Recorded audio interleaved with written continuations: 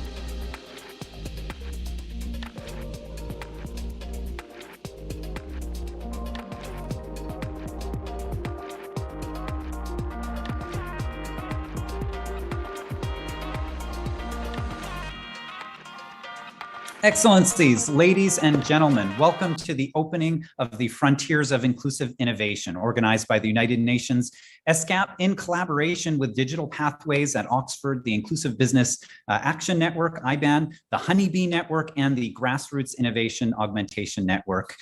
It is my great pleasure to invite Ms. Rupa Chanda, the Director for Trade, Investment, and Innovation Division of ESCAP, to help us open up this forum. Ms. Chanda, over to you.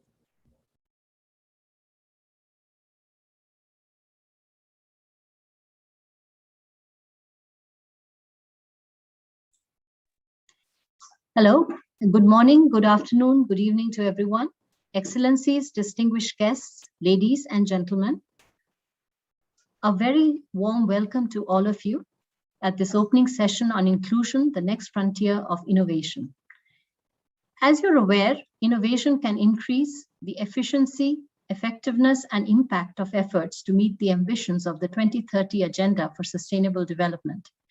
It has been a major source of dynamism in the Asia-Pacific region, contributing to economic growth and helping lift millions of people out of poverty.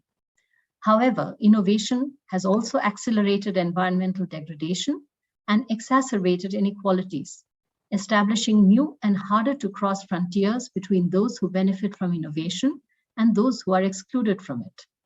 CO2 emissions have increased in step with industrial growth, and in the Asia-Pacific region, 2 billion people, or nearly half the population of the region, do not have access to the digital world. Over the past 2 years, we have watched as the pandemic has quickly turned into a story of the haves and have-nots. Technology companies and online platforms have seen rising stock prices despite a global economic crisis. While an estimated 463 million students are still out of school, due to school closures and limited access to quality online education. In this context, governments in Asia and the Pacific need to look more seriously at harnessing technology and innovation for the Sustainable Development Goals and to leave no one behind. This will require putting inclusion at the heart of technology and innovation policies. Inclusive innovation policies are designed differently from traditional ones. They are designed not only for economic imperatives, but with social, development, and environmental objectives in mind. They seek to ensure that the very poorest, women and girls, benefit from innovation, and they engage a wide range of actors in the process of developing and formulating policies. Over the past 4 years, ESCAP has worked with governments to formulate more inclusive innovation policies. We have supported processes that invite a broader group of policy champions, including representatives of the private sector and academic leaders, such as Ms. A.E. Tue, to co-create a national science, technology, and innovation policy in Myanmar. And as a result, the policy reflects a wider range of views and has received strong and broad stakeholder support.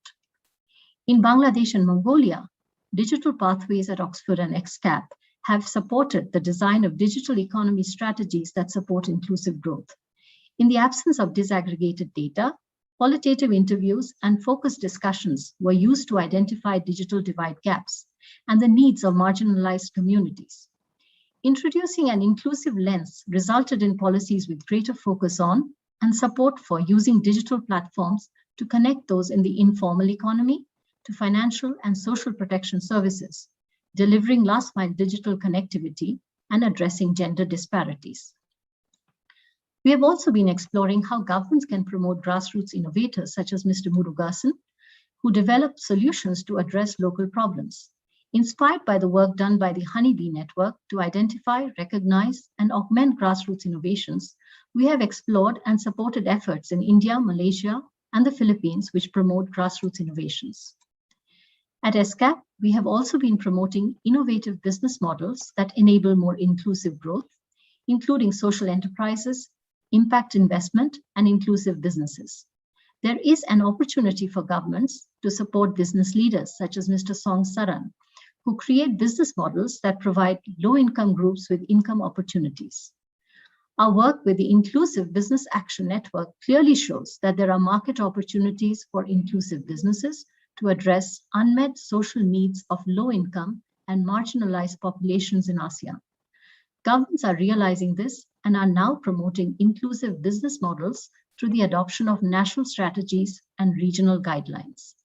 The pandemic has provided the opportunity for a reset and to innovate innovation policy itself, to direct innovation towards inclusive and sustainable development. You are invited to join this forum and the series of conversations we have planned to explore effective and innovative practices and the challenges ahead, so as to expand the frontiers of inclusive innovation. I'm delighted to share with you today our new report on Frontiers of Inclusive Innovation, where we discuss some of our experiences and those of our partners in promoting more inclusive innovation policies.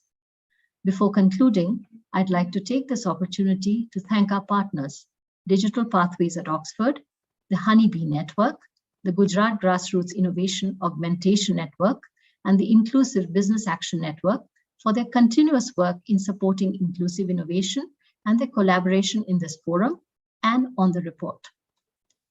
It is a great pleasure for ESCAP to join forces with all of you to ensure we expand the frontiers of inclusive innovation, and I very much look forward to hearing your views on how we can formulate innovation policies that leave no one behind. Thank you. We look forward to fruitful discussions and interactions with all of you. Thank you very much. Thank you so much, Rupa.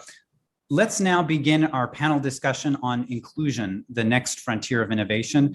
And to moderate that discussion, we have Ms. Marta Perez-Cuso, the Economic Affairs Officer at ESCAP. Marta, over to you. Excellencies, ladies and gentlemen, in this policy discussion, we are going to explore good practices in promoting inclusive innovations in different areas of technology and innovation policies. we will hear directly from those that are promoting inclusive innovation, how they are doing so, and what are some of the challenges that they face. Let me start by introducing our distinguished speakers. His Excellency, Mr. Heng Sokung, Secretary of State of the Ministry of Industry, Science, Technology and Innovation of Cambodia. Professor Anil Gupta, founder and coordinator of the Honeybee Network in India. Ms. Elizabeth Stewart, Executive Director of the Digital Pathways at Oxford. And Ms. Alex Glennie, Senior Policy Manager of the Innovation Growth Lab of Nesta in the UK. Let me start this discussion with His Excellency, Mr. Heng Sokung.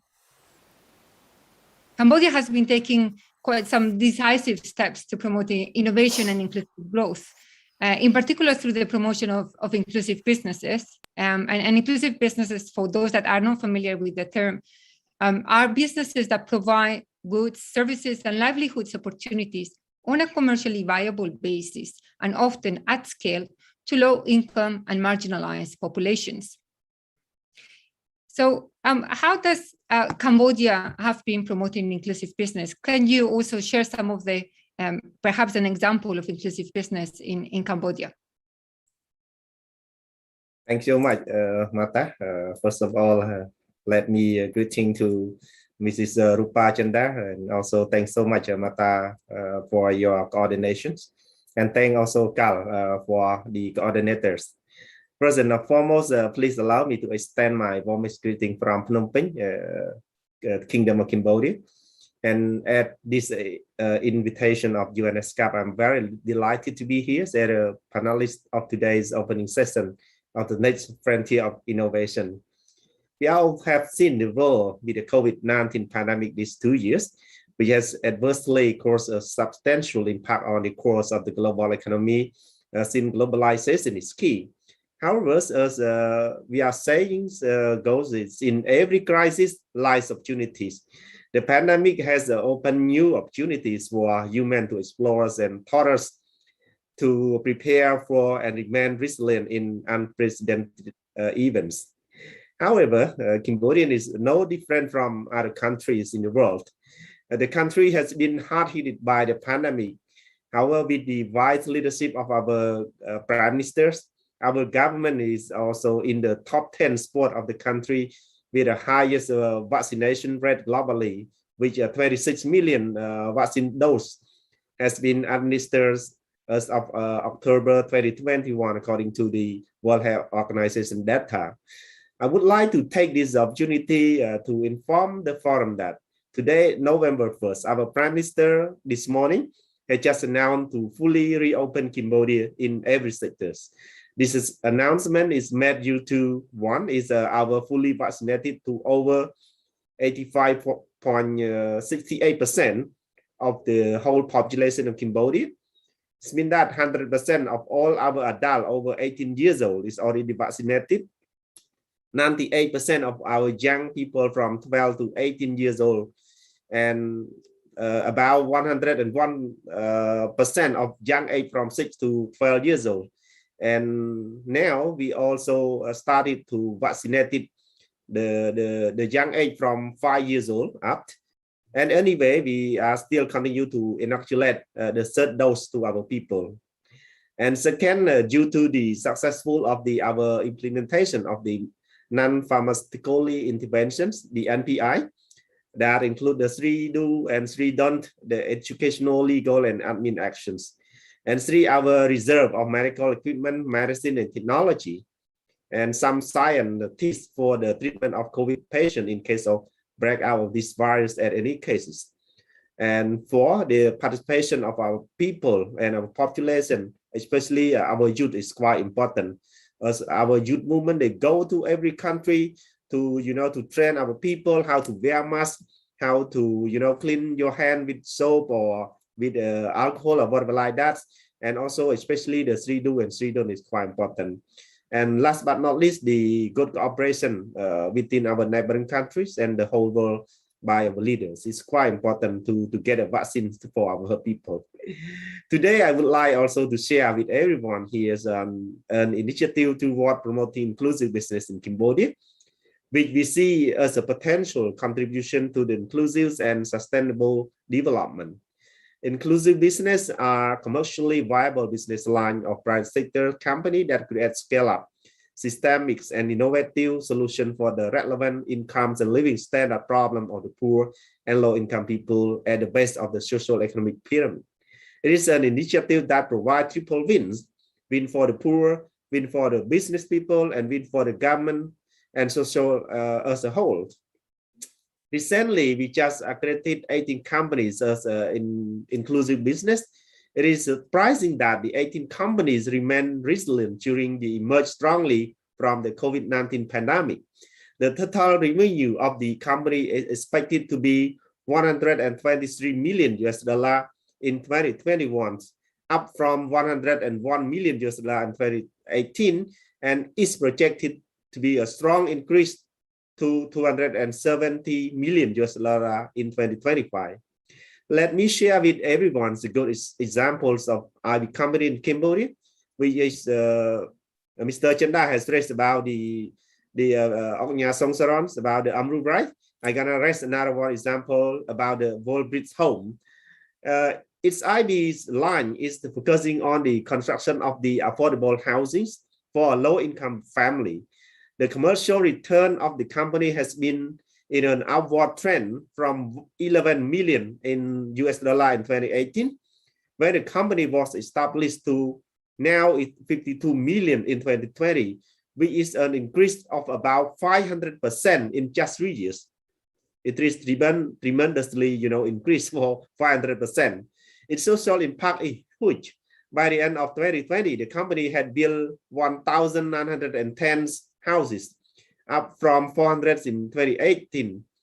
Houses are typically two-story buildings on a small lot of up to 80 square meters, being sold at between 25,000 US dollar to 35,000 US dollar, which mainly were sold to low-income household with a monthly income of about 500 to 700 US dollar per month.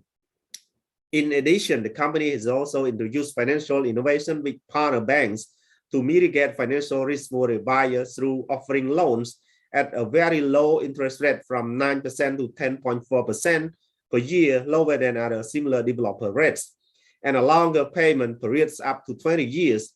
Hence, low-income families have the affordability to purchase the houses. To help accelerate the development of IBs and encourage more IB model, the government, through the Ministry of Industry, Science, Technologies and Innovation, is developing a comprehensive strategy and action plans on inclusive business enabling environment for Cambodia, called in shortcut as IBEECs, as a concrete mechanism to implementation. The IBC strategy has 8 strategic areas, namely: 1 is dedicated institution for IB implementation, 2, the IB awareness raising, 3, the IB accreditation, 4, the IB business coaching, 5, the IB investment incentives such as through public procurement, trade investment, and tax benefits. 6, a risk reduction fund for impact investors. 7, the impact monitoring and reporting. And 8, work at ASEAN level to push the IB agendas also in a regional context. You may know that next year Cambodia is gonna be the chairman of ASEAN.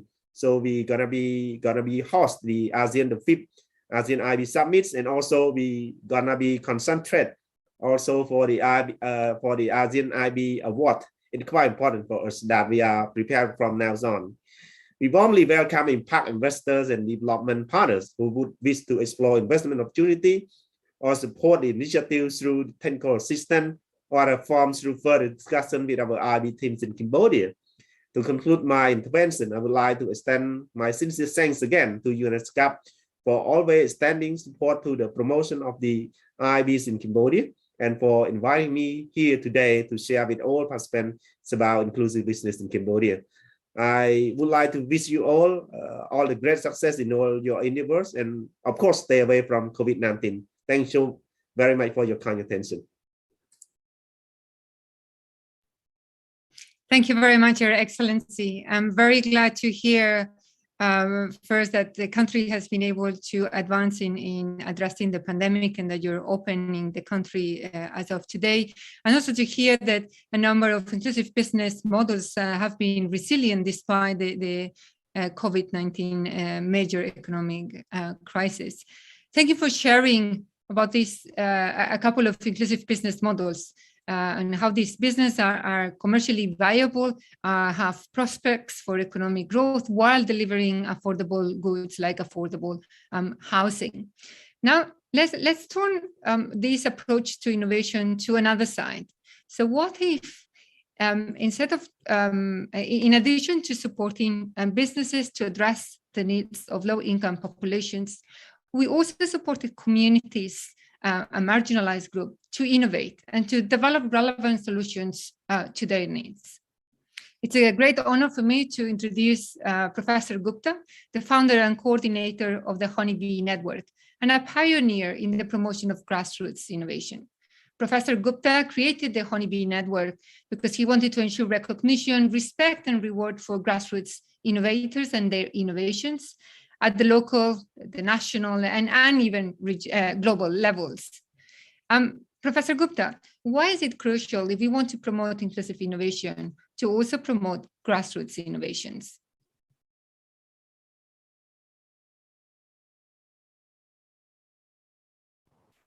Thank you, Mata, for this very comprehensive, inclusive discussion on why people who are left out sometimes by the market forces, but at times even by the state, need to be included in the science, technology, and innovation policy. It is not that by deliberate choice people want to bypass these disadvantaged communities, but the conditions which exist in marginal regions, in high-risk environments are such that these people are not able to meet the criteria for inclusion. So that's the reason why we wanted to look at that the possibility that people are not poor in mind. They may be poor economically, but they're not poor in mind. So why not we look at the solutions that people produce themselves? And it is this search which led us to set up Honeybee Network, which gives voice, visibility, and velocity to the ideas of creative people. We have been able to identify thousands of such people all over the world. In fact, recently through GIAN, we have given HP and Kriya awards to the innovators from 9 different countries who were identified with the help of UNDP Innovation Extension Lab Network in 113 countries. So we got more than 2,500 ideas. What does it prove? It proves that when the conditions are difficult, when risk is high, when markets are weak, people have to do what they do sometimes best, which is to try and develop solutions themselves. Now, the challenge is, how do we incorporate these solutions in the public policy? And for that, we will have to do many things. For example, we'll have to make special programs to identify the innovations for and from women. We will also have to identify and recognize the fact that even children can create solutions. Even they can think of solutions for which the adults have not been able to find many answers. We have to also recognize that while microfinance is good for products and services for which market exists, macro venture finance, macro venture innovation fund is required for product and services for which market does not yet exist. So there is a specific policy initiatives that are called for. We will have to look at how the challenge awards can be issued. Mahatma Gandhi had announced on 24 July 1929 a challenge award of 1 lakh rupees, 7,700 pounds at that time for redesigning the spinning wheel. So why not every country at different levels, regional level, district level, national level, will announce challenge awards to solve those problems which even the grassroots innovators may not have been able to solve adequately. So we need to really galvanize the instrumentality of challenge awards for generating solutions. We cannot leave these problems behind us. When we talk about inclusion, we must not include only the poor people, but also the non-human sentient beings. When we talk about COP26, climate change fluctuations, we must recognize that the environment, the vote for the nature also must become part of our discussion and debate and policy dialogue so that we can include the conservation, the mechanisms of conservation by the common people through common property resources, through green technologies, through sustainable alternatives by which people can solve their problems. We must also try and see how the high-risk regions are sometimes, which are rich also in biodiversity, can become the source of solutions, green solutions for our contemporary problems. There are many interesting ideas which came out during COVID-19. For instance, the teachers who have found that children who did not have smartphones or did not have access to internet could be reached through conference calls. Similarly, in Philippines, in Quipo region, 1 peso internet was found out by the labs there, and it's very inclusive. You don't have to have all the time internet access.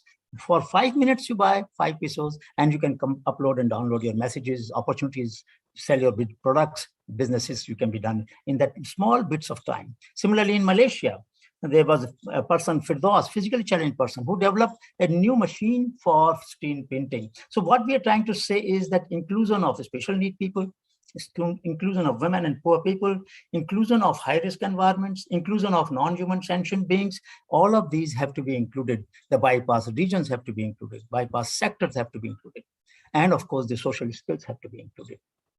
I have no doubt that this forum and the beautiful book that you have brought out will increase the consciousness of policy planners to be more inclusive, not only in development program, but also in designing innovation policies.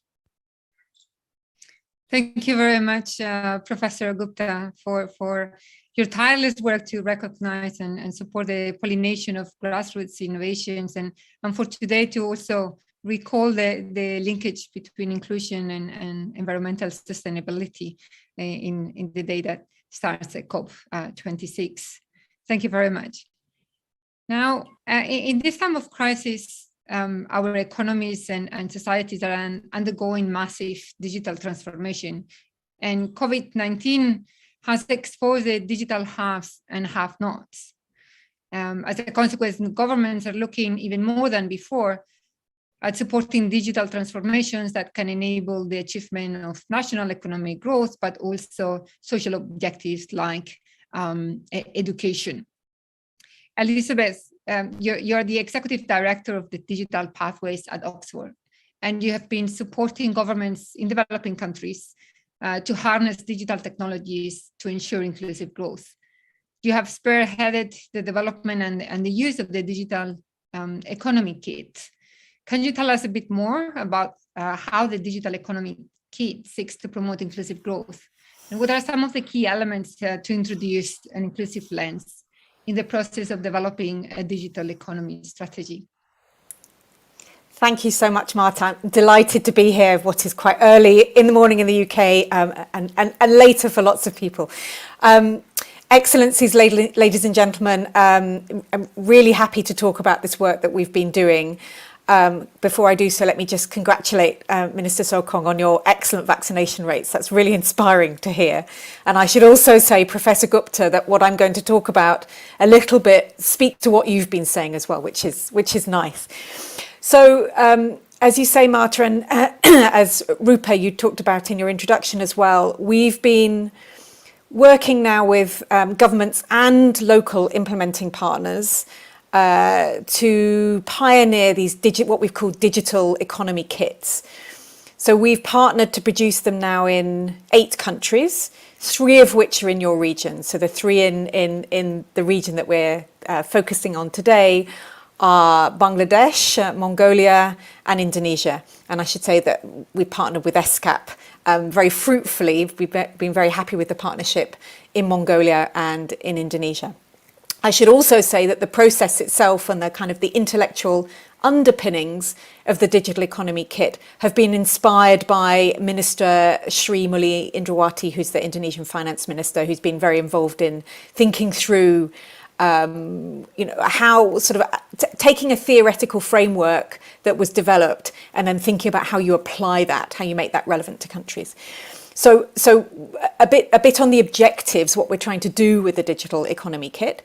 It's about, as you said, Marta, it's about trying to help countries identify first steps? How do you, when we're faced with this wave of digital transformation, how is it that developing and emerging economies can take mastery of that process and steer that digital transformation in a way that that delivers inclusive outcomes? So in a way that includes the whole populations, particularly populations who hitherto have been marginalised in the success, in the benefits of digital transformation.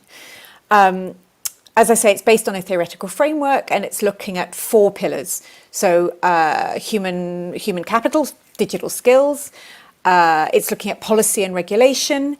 It's looking at infrastructure. So that's both, hard infrastructure, provision of electricity, but also soft infrastructure, things like data interoperability. And it's looking at finance. How are countries going to pay for it? And it's designed to be something that, as I say, is very implementable, very prioritised. It comes up with some key action points that can then be ideally taken up into national policy making. And it's designed to be a country-owned process. It's certainly not us trying to write policy from Oxford. Far from it. We're trying to be a supportive partner to governments and stakeholders figuring out these things for themselves. So let me talk about what makes this an inclusive process and what makes this, I think, stand out from some of the other policy processes, certainly that we've been involved in. Well, first of all, the very conceptualisation of it, the issues that we're seeking to unpack and look at are very much those with a focus on inclusion in mind. So we've looked across the countries we've worked at, so across Bangladesh and across Mongolia, we've focused on job creation, particularly youth unemployment, for instance. We think focusing on universal digital access, and we're focusing on, how can marginalised, women, for instance, used mobile and fixed broadbands to, generate an income for themselves. So that's the kind of the focus of it. The next way that we've built inclusion into the process has been around the design of it. So the kit has 3 stages. The first stage is a diagnostic phase. We were very clear that this needs to be not, everybody, let me put it this way, lots of institutions and lots of partners are offering a digital diagnostic at the moment. It's quite fashionable. What we've tried to do is, instead of providing yet another diagnosis, is actually take the data and learning from all the kind of analysis that's been done so far and provide a framework for the government that these can all slot into. So the diagnostic phase is we've looked at what development and technology and digital strategies, if any, are already in place, but also what do we know about the economic and social landscape of this country across those relevant pillars. Now, if we're focusing on inclusion, of course, the main thing we've tried to do with that is look for disaggregated data, urban, rural, what do we know about gender disaggregated data? Is there any data on disability, for instance, and how people are integrated in the economy? We found in some cases there's been some data, obviously there's been data gaps, and we've tried to fill those data gaps by using focus groups to really understand, gather some of this more qualitative data to really understand the lived experience of people trying to operate within the economy. The next phase, I would say, has probably been the most important phase of the kit, and that's a diagnostic phase. And this really speaks to what Professor Gupta was saying just now, is that we've deliberately made efforts to include the voices of marginalised communities within these discussions.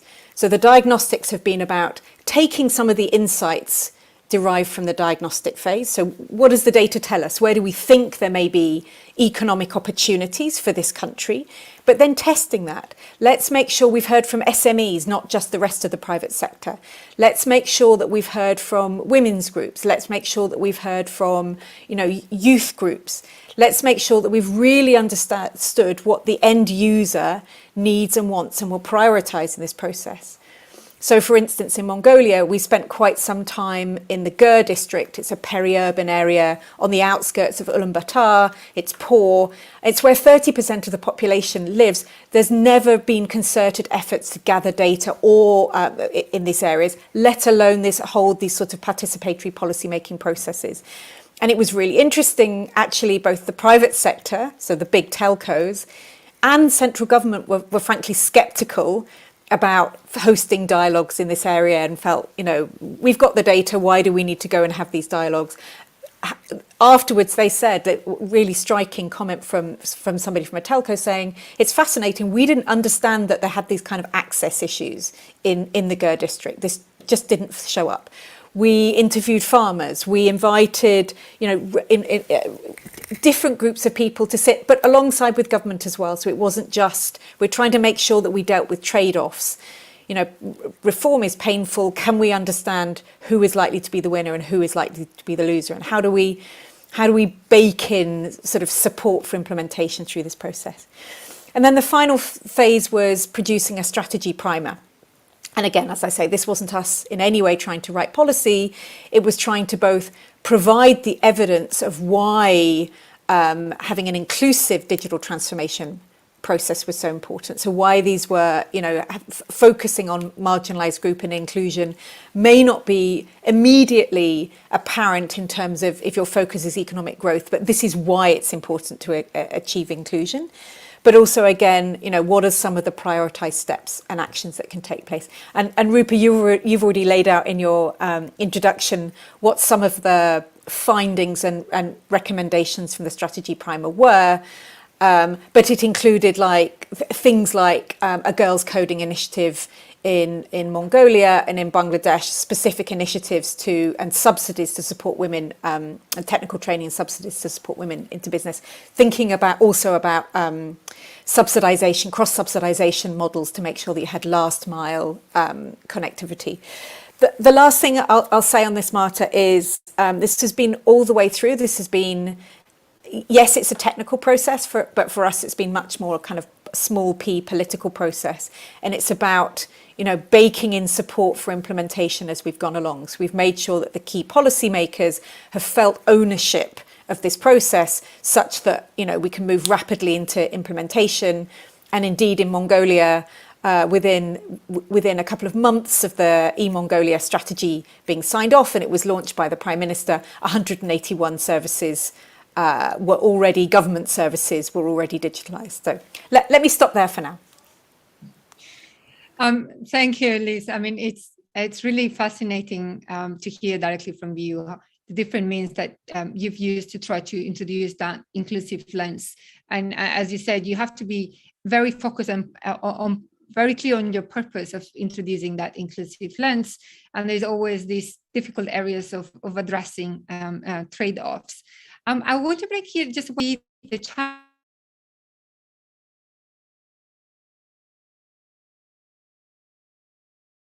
Is more about our speakers. Feel free to respond, and also there will be dedicated sessions to each of the topics that we are just presenting today, and you will be more welcome to come.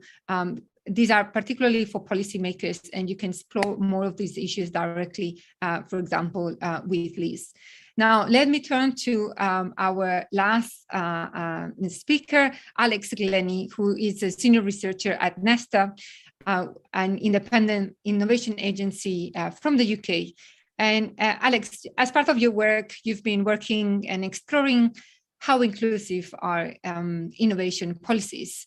Can you tell us a bit more of what you've discovered, how you can say if an innovation policy is inclusive or not, or more, to what extent is it's inclusive? Over to you, Alex.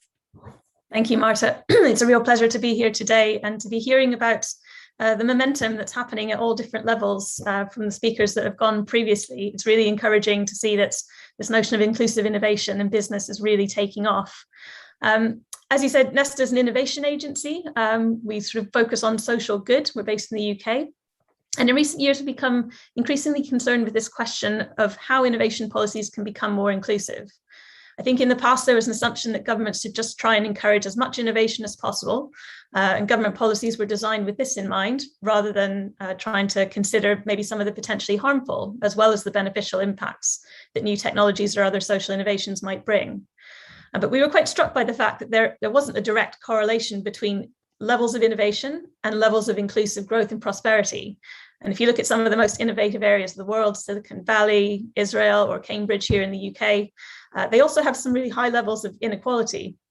So the gains from innovation seem to be concentrated in the hands of relatively few people and places. And we were curious as to why this was happening and what governments could do about this.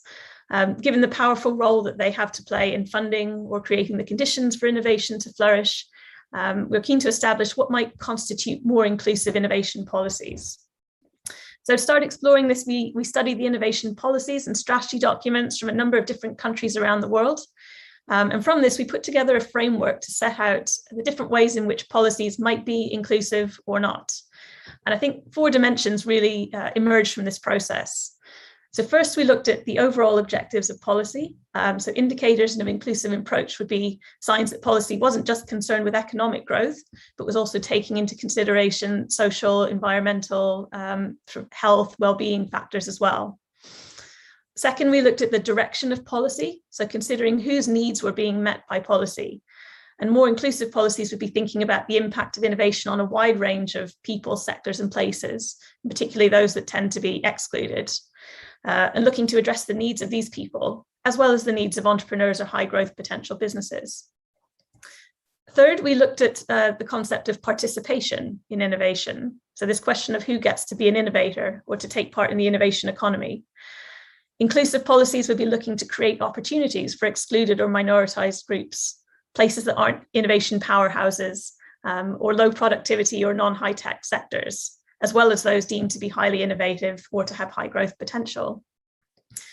And fourth, we looked at the governance of innovation. And by this, we mean who decides what kinds of innovation policies get supported, what kind of innovations are prioritized. And more inclusive policies would be looking at how to involve citizens and other affected stakeholders in determining what those priorities should be. And I should say, from looking at these different aspects, we weren't trying to rank governments. We weren't sort of able to come up with a sort of a way of assessing how inclusive their policies were, but looking at their features, we were able to draw out these different dimensions and think, here are some indicators of what a more inclusive approach would look like. And we wanted to contribute with this framework to the growing body of research and evidence around notions of responsible research and innovation, and to help governments think more intentionally, so not just about the rhetoric of their policies, but also the substance of those policies and the kind of investments they're choosing to make. And I'd say our thinking has evolved. It's been greatly strengthened by different collaborative projects in this space. Did a lot of work with UNDP a couple of years ago in Southeast Asia, looking at inclusive models of innovation in the region. And my primary collaborators on that project, Dr. Robin Klingler-Vidra and Courtney Lawrence and I, have been sort of following up on that, trying to create spaces for active learning, conversations, and sharing about more inclusive forms of innovation. So we're writing a book on this at the moment, and we've hugely benefited from the input of so many people, including people involved in this event here today. So I wanted to leave you with what we see as the 3 priorities for inclusive innovation policy going forward, built on the Nesta framework, but also on our subsequent research and drawing on all the work and thinking that's happening in this space. First, that the focus on innovation needs to go beyond technology. So rather than trying to replicate Silicon Valley all around the world, let's look for different models that are tailored to the needs, the aspirations, and the strengths of different regions. Second, and to echo Professor Gupta's comments earlier, inclusive innovation has to consider both people and planet. And as we're so aware, especially with COP26 starting today, there's no way that innovation can be inclusive if it doesn't put environmental sustainability right at the heart. And finally, people need to be able to include themselves in innovation, not having to wait for gatekeepers with more power or resources, but instead being able to solve their own problems in partnership with others. So I think those are the 3 priorities that I wanted to leave you with, and very interested to have a further conversation about that. Thank you, Alex. Thank you for the 3 new findings of where we should focus next in this always moving target of promoting more inclusive outcomes from our efforts in investing in innovation. Let's now do a quite quick second round of questions. I would like to perhaps focus a bit more on what are some of the challenges ahead. Excellency, could you perhaps share with us one of the core challenges that everyone faces is access to finance, especially for inclusion, especially if there is no commercial return. Excellency, could you please share with us what are some of the challenges that you face for financing this initiative of promoting inclusive business in Cambodia. And I would also like to quickly take this opportunity to ask if you could share a bit more information about the IB accreditation that you've just put in place in Cambodia. Over to you. Thanks so much, Martha. It's a very nice question. As I have mentioned earlier, that Cambodia welcome all impact investors and development partners who wish to explore opportunity in being part of our promotion of inclusive business in Cambodia.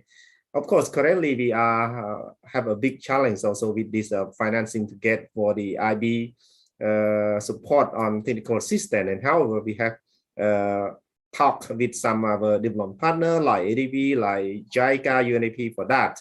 Even though we are right now also already ready for our document for high-level approval, such as the strategies and action plan, that is quite important for the next support anyway. Therefore, the concrete implementations require support on this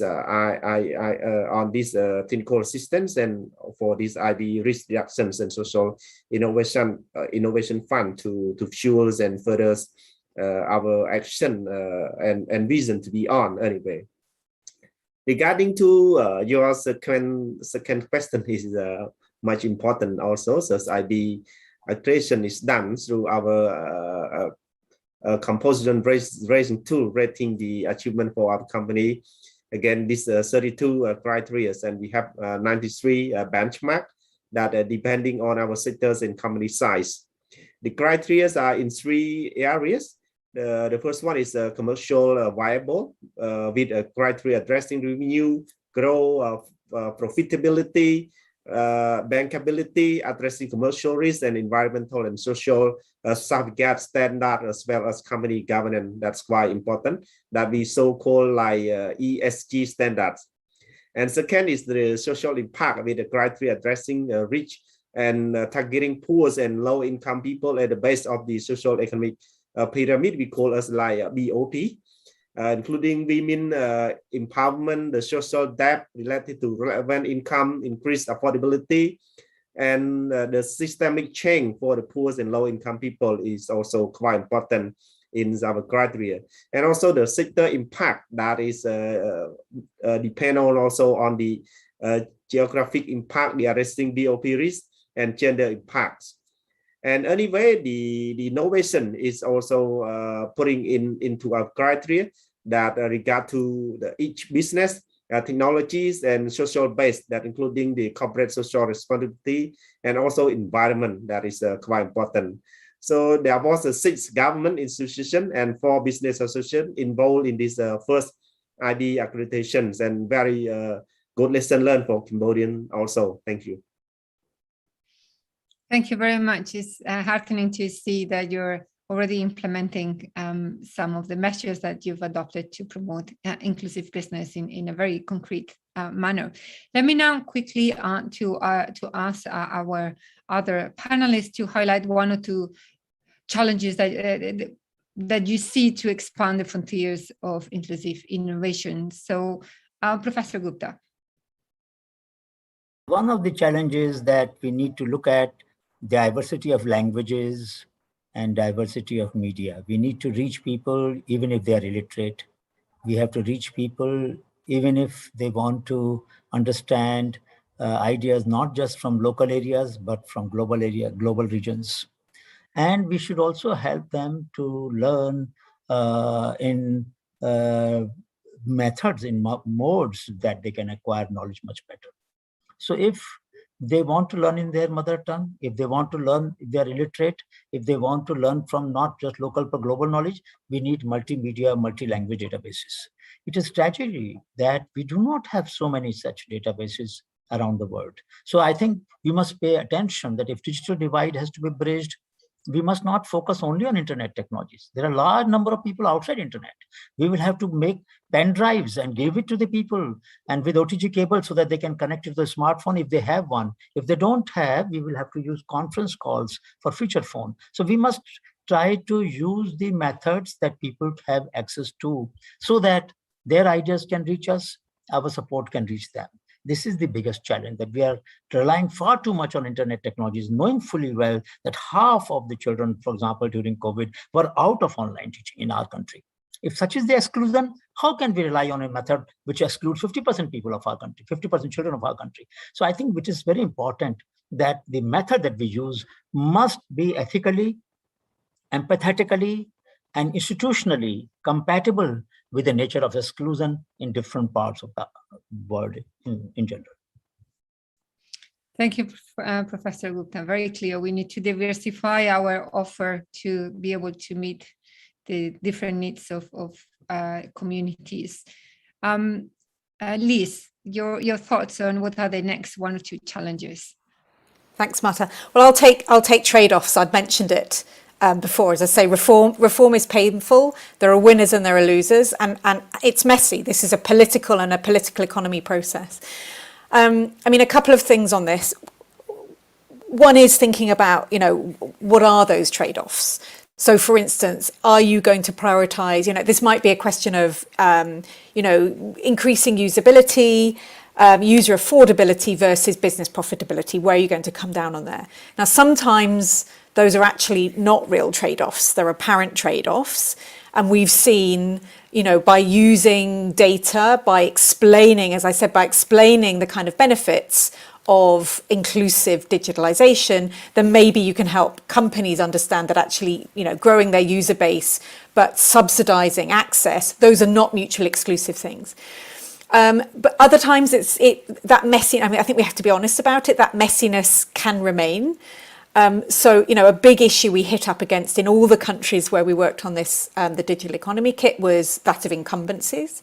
So, for instance, in Mongolia, there's been a big fight. It's gone to the High Court between a ride-hailing app, Easy Ride, and the kind of traditional taxi companies or taxi drivers. Does the informal ride-hailing app need to meet the same sets of regulations? We had a dialogue around digital platforms. That issue didn't get resolved. Right, there was a High Court decision that said that actually the ride-hailing app isn't just a platform, is actually a taxi company, and so does need to meet the existing regulations. On the other hand, another area where we saw issues around incumbencies were, again, understandably, I guess, banks not wanting to let non-traditional financial players into the mobile money market.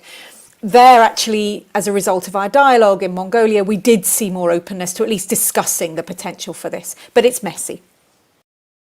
Thank you, Liz, for this very good discussion between apparent and real trade-offs and recognizing that there's it's issues of the political economy that need to be addressed, and this is very political issues.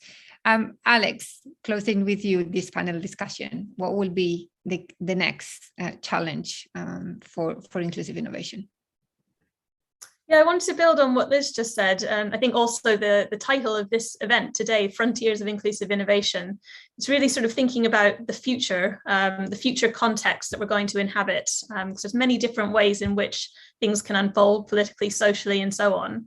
So I think we need to develop better ways of anticipating and thinking about the ways in which new technologies and social processes might play out in different situations, as a way of thinking about how they might be exclusive as well as inclusive, and how can you try and build consideration of that into the design and then the implementation of policies.